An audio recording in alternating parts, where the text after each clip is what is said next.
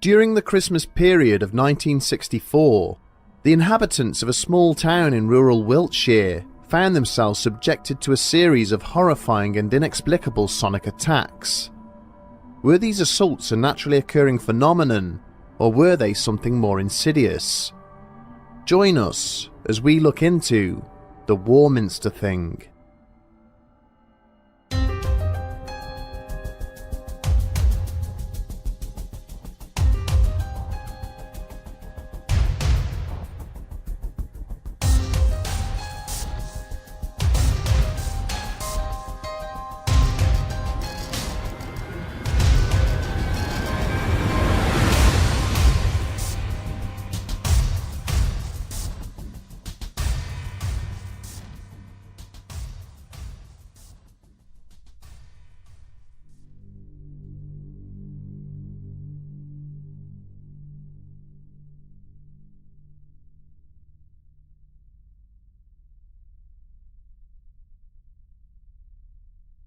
Although their task was mundane and monotonous, the two constables were keenly aware that their nocturnal patrol of the lesser-known backroads of West Devon would end up coming under a high degree of scrutiny. Following a series of nighttime break-ins at the area's more isolated farm buildings, the superintendent had ordered that one car be removed from its normal duties each night and be tasked with apprehending the offenders. This evening, despite their protests to the sergeant at the beginning of their shift, the unenviable task had been bestowed upon Constables Willie and Waycott.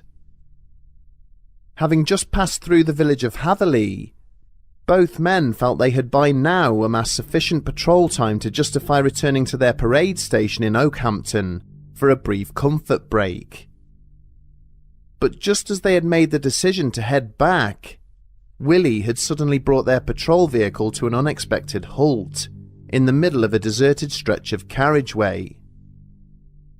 Turning to ask what was going on, Waycott had followed the direction of his bewildered colleague's finger, pointing up out of the front windscreen to a strange-looking light hovering in the night sky just ahead of them. The pair would later describe what they had encountered as a series of lights laid out in the pattern of a cross, which immediately made off at speed when it seemed to have become aware of their presence. As Waycott had begun to update their control room about what was taking place, Willie had set off in pursuit of the craft, which was travelling about 1,000 feet above the ground. But even when he was able to get the patrol car up to a speed of 90 miles per hour on the more open stretches of road, he found that he was struggling to keep pace with the unidentified object. For the next hour, the two policemen would chase this mysterious anomaly across the county, occasionally stopping to confirm that other motorists had seen it before quickly resuming their pursuit. Both officers would confirm that what they were following was not only under controlled flight, but also seemed to be keenly aware of the pursuing police vehicle, eventually succeeding in losing them altogether. And in the weeks that ensued, following repeated statements from the RAF that they had not been involved in the matter, local residents grew concerned that something far more sinister may be responsible.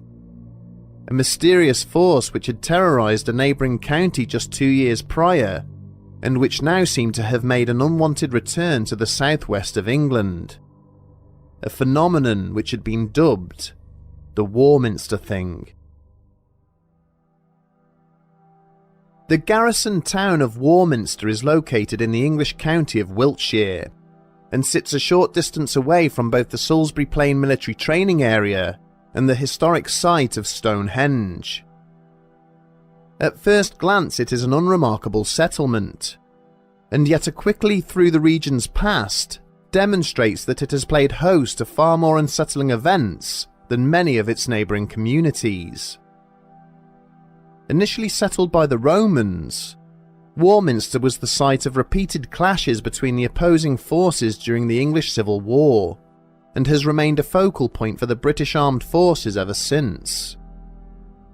But during the dying days of 1964, the town became the subject of both national and international scrutiny, following a series of inexplicable events. The first of these would take place during the early hours of Christmas Day, when a local resident named Mildred Head found herself awoken by an unexpected commotion. The elderly homeowner had been lying in bed when her light sleep had been disturbed by an unnatural sound, which was emanating from the roof above her bedroom. Sitting up, she had continued to listen as it gradually increased in intensity.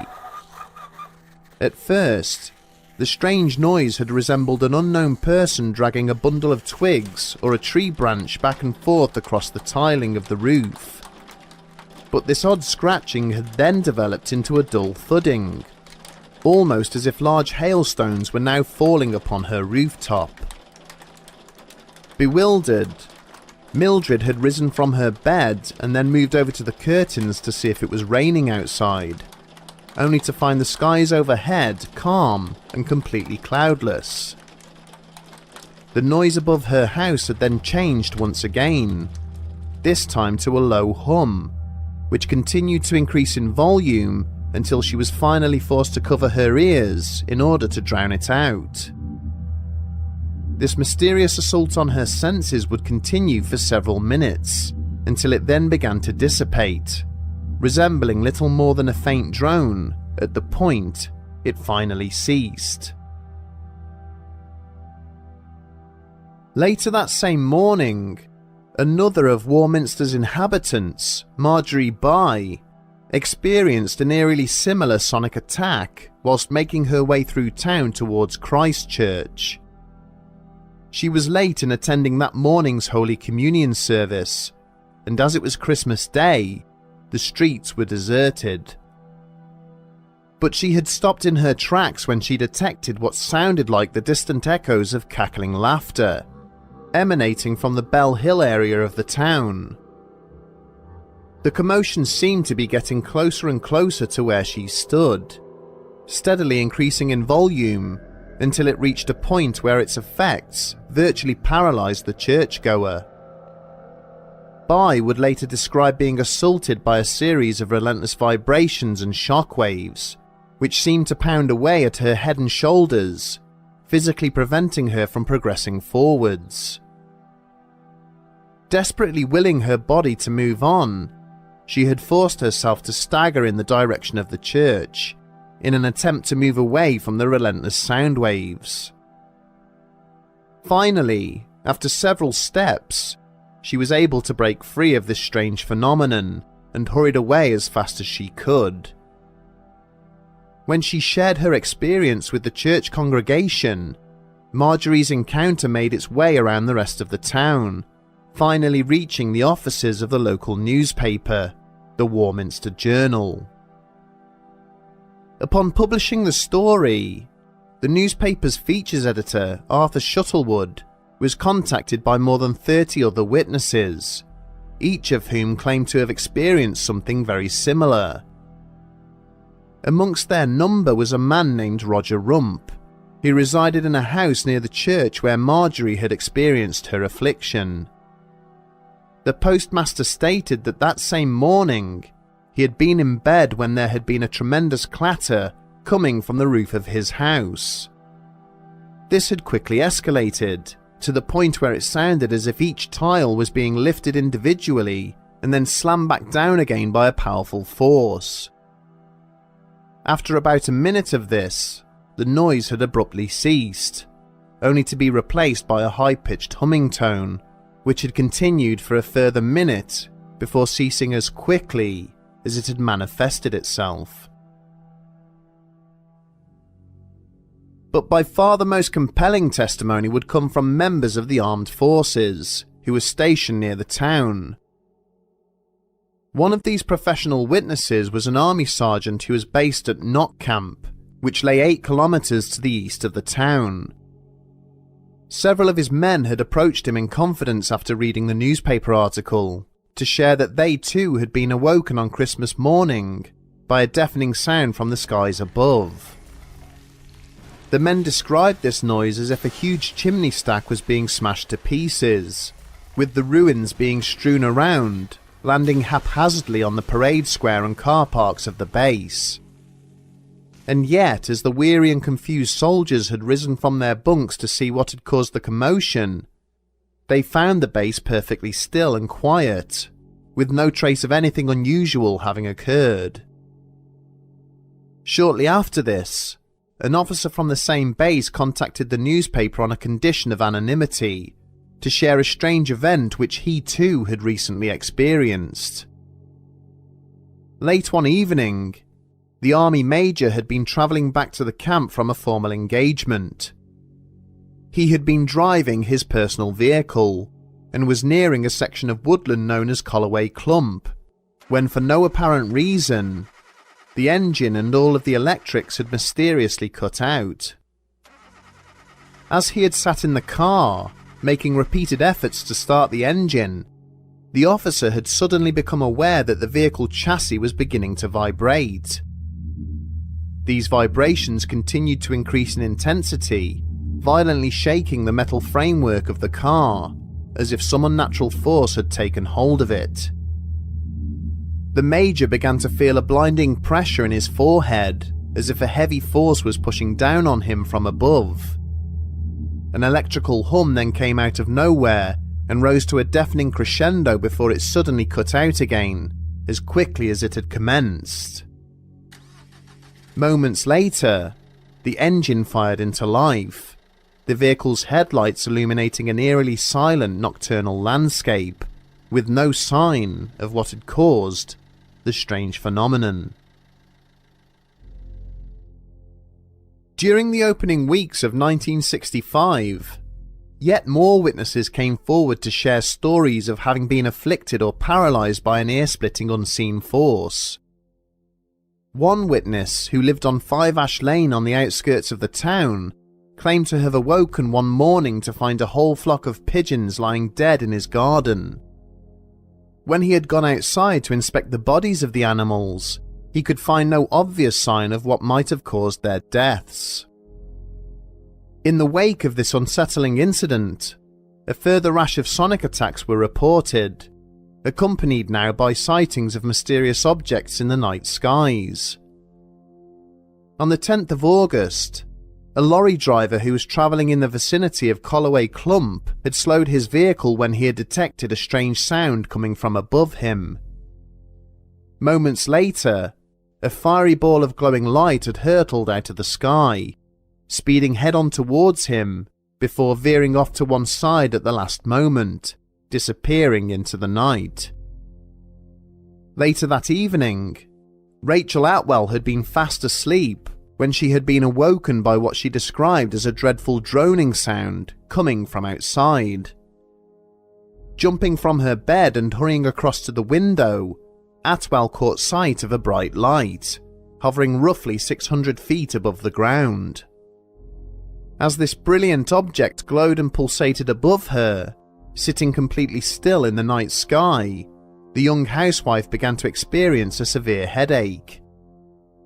This pressure had grown in strength, to the point where it felt like someone was fastening a tight steel band around her forehead, before it had abruptly ceased. Looking out of her window, she saw that the object had now vanished, with no sign of its direction of travel. There were also instances involving multiple witnesses, the most infamous of which took place in the summer of 1965 at a lake named Shearwater, which is located to the southwest of the town. One evening, several different groups comprising 17 people in total had decided to visit the lake to fish and swim. All of a sudden, they were surprised by a large cigar-shaped object, which rapidly descended from the sky. Such was the object's incredible speed and sound that several of the witnesses who had been standing in or near the water's edge fell over in shock. However, these incidents were to be amongst the last reported, with one final sighting taking place over Christmas that year. And with that, the Warminster Thing passed into local legend. In the years since the town and its inhabitants were subjected to these strange and repeated attacks, there have been numerous theories about what may have taken place. Wiltshire and its neighbouring counties in the southwest of England are a hotbed of bizarre and inexplicable sightings, with many claiming that the rural and isolated landscapes almost seem to invite strange happenings. It is cited by some that there are large concentrations of ley lines situated in the region, many of which seem to terminate at nearby Stonehenge. There is speculation that these generate invisible forces, which can catapult objects back and forwards through time, or act as homing beacons for alien visitors. Others have suggested that the military may have been responsible for the phenomenon, perhaps testing some early prototype of the sonic weaponry, which is now commonplace on the modern battlefield. Despite this being the most popular explanation cited by skeptics, the British Ministry of Defence has always denied it had anything to do with the events which took place, claiming the reports allegedly made by soldiers to the newspapers were never formally recorded, and that no such technology was in existence at the time. Witness reports of sudden and unexpected loud noises and strange lights have been attributed to nighttime firing exercises, which may have confused and disorientated those who saw them. The blinding flashes and shockwaves of massive artillery explosions on nearby training grounds could explain how birds and other wildlife were killed, leaving no apparent cause of death. These instances may have resulted in some level of mass hysteria being caused amongst the locals. This in turn may have led some in the community to view the events as a means to increasing the town's status and revenue. Arthur Shuttlewood in particular would use his coverage of the events to make himself something of a brief national celebrity. In addition to writing a series of books on the incidents, he also organised mass UFO watching events and gave numerous lectures on the phenomenon. Alongside this, a local man named David Holton, who spoke to national news outlets, was also found to have exaggerated and lied about some of the incidents he was alleged to have been involved in. Regardless of whether the spectacular events which took place in and around Warminster during the 1960s were caused by military training exercises or extraterrestrial visitors, they have gone on to cement the town's place in history. A mural was recently painted in the town centre to mark the 50th anniversary of the incident, and the region still attracts a significant number of visitors who are eager to catch sight of a possible UFO. In the time since the perceived attacks on the people of Warminster, there have been no further reported incidents and no further evidence has been forthcoming which either proves or disproves the various explanations put forward. With each passing year, the likelihood that we might learn the truth behind the reports seems to diminish ever more, with the events which took place there almost 60 years ago looking set to remain an unsolved mystery.